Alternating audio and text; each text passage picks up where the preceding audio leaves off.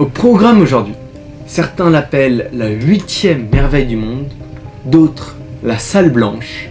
C'est l'histoire de la chambre d'ambre.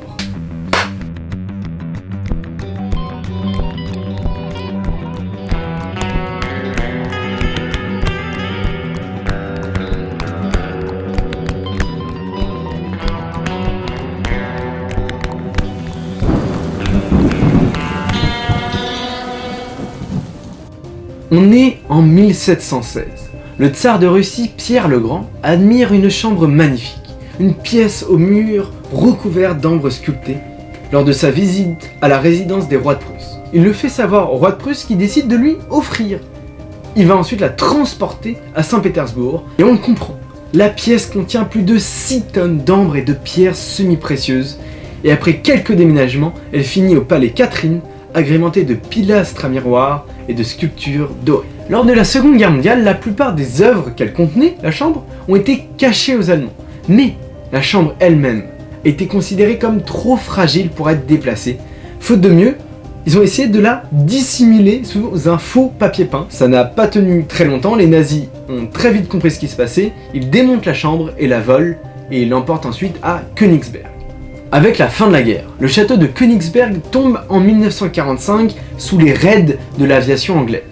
La chambre est alors démontée et les panneaux d'ambre sont entreposés dans des caisses remises à la cave.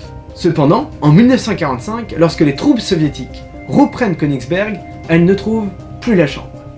Qu'est-ce qu'elle est devenue? Alors, plusieurs théories s'affrontent quant au destin de la chambre.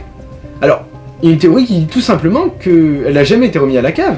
La chambre était encore dans le château lorsque il a été bombardé et brûlé, elle aurait été détruite directement. Une autre, qu'elle aurait été cachée dans des bunkers, mais en dessous de la ville.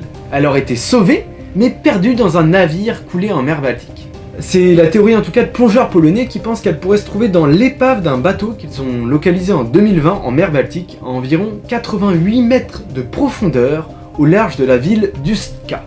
Selon eux, il s'agirait de celle du SS Karlsruhe, un navire cargo allemand qui a sombré en 1945 alors qu'il effectuait la mission Hannibal. Quasiment intact selon ces plongeurs, le navire qui se trouve depuis 75 ans au fond de l'eau recèle dans ses cales des véhicules militaires, de la porcelaine, mais aussi de nombreuses caisses qui n'ont jamais encore été ouvertes.